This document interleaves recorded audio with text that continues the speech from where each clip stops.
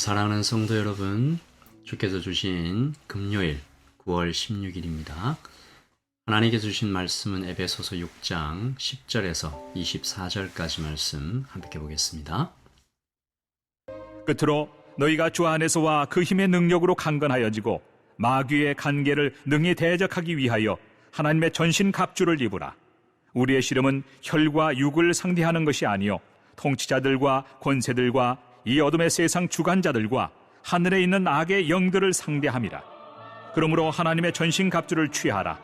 이는 악한 날에 너희가 능히 대적하고 모든 일을 행한 후에 서기 위함이라.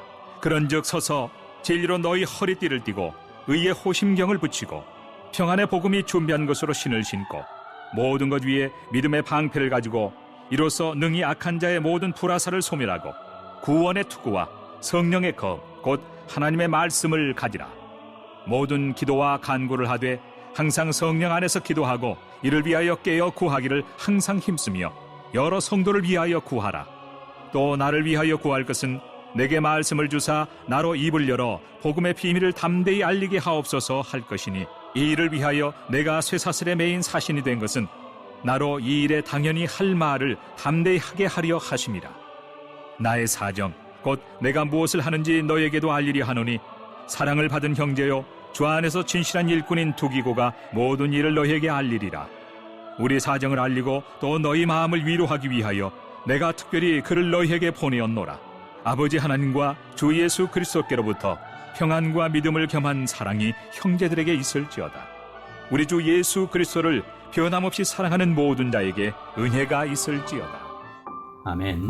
하나님의 말씀입니다. 말씀을 한번 읽으시면서 잠시 묵상하시겠습니다.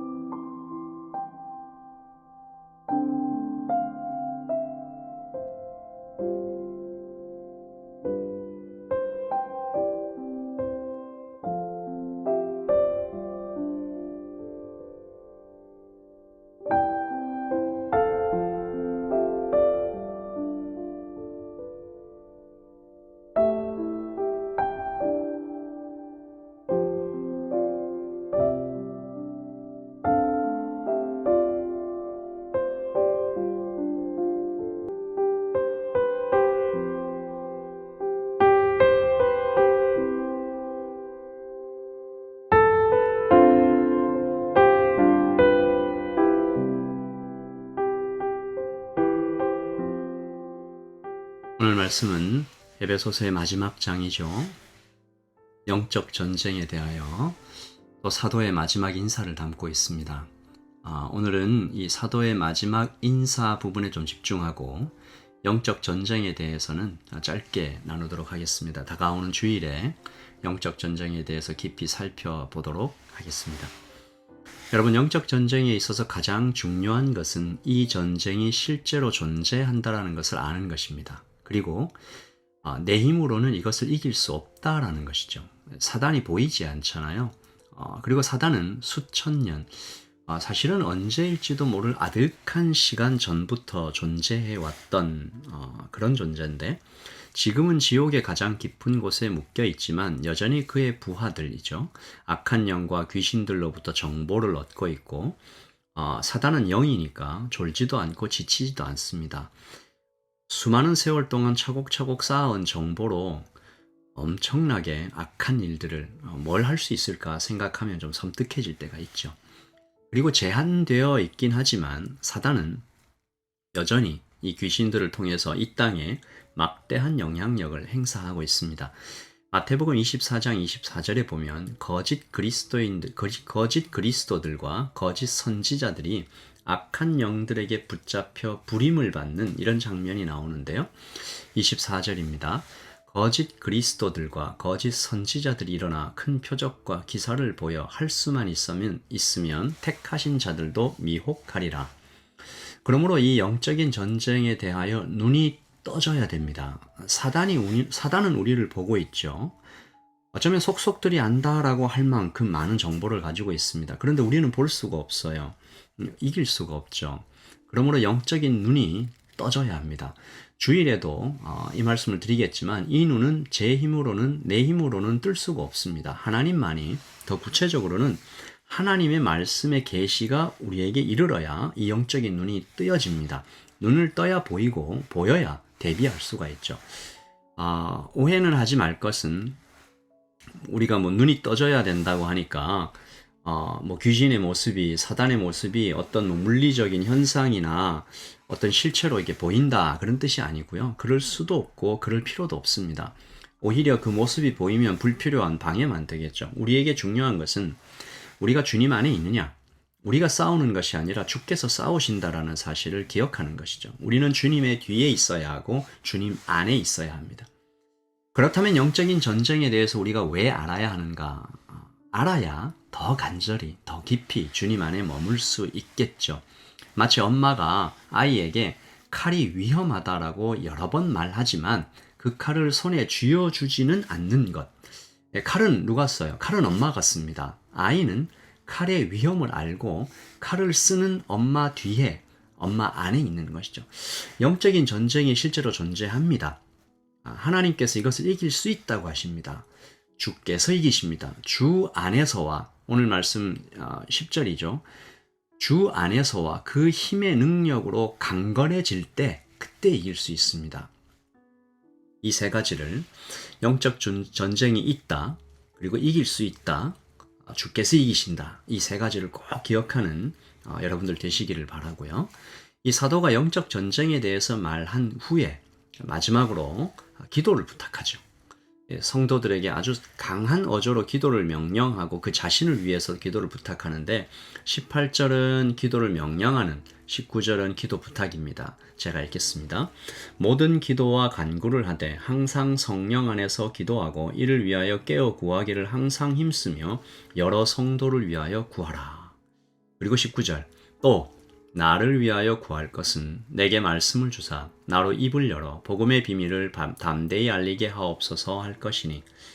여러분, 에베소의 성도들도 그렇습니다. 그런데 사도는 더 그렇습니다. 훨씬 더 치열한 영적인 전쟁 중에 있죠. 사단이 이것을 잘 압니다. 에베소 교회를 무너뜨리려면 가장 효과적인 방법이 무엇일까? 다른 여러 가지 방법이 있겠지만 사도를 넘어지게 하면 되죠. 사도 바울을 넘어뜨리면 에베소 교회가 무너집니다. 디모데를 넘어뜨리면 에베소 교회 무너지는 거죠.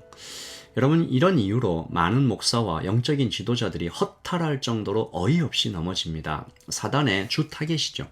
돈 문제, 여자 문제, 남자 문제, 명예와 권력 문제 붙잡혀 넘어집니다.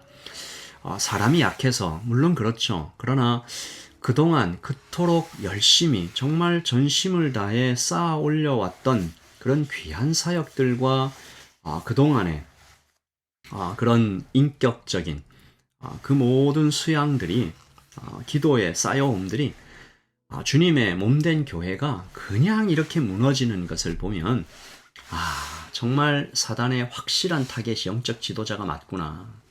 그러므로 사랑하는 성도 여러분, 우리 18절 말씀처럼 서로를 위해서 먼저 기도하시고 그리고 또 저를 위해서 특별히 기도해 주십시오. 서로를 위해서 항상 성령 안에서 우리가 기도해야겠습니다. 우리는 어제 우리 라이트 처치의 한 성도가 사랑하는 어머니를 잃은 가슴 아픈 소식을 들었습니다. 우리 서로가 함께 기도하면서 세워나가는 것이죠. 영적으로 깨어서 서로를 위해 기도의 짐을 져야겠습니다. 돌아오실 때까지.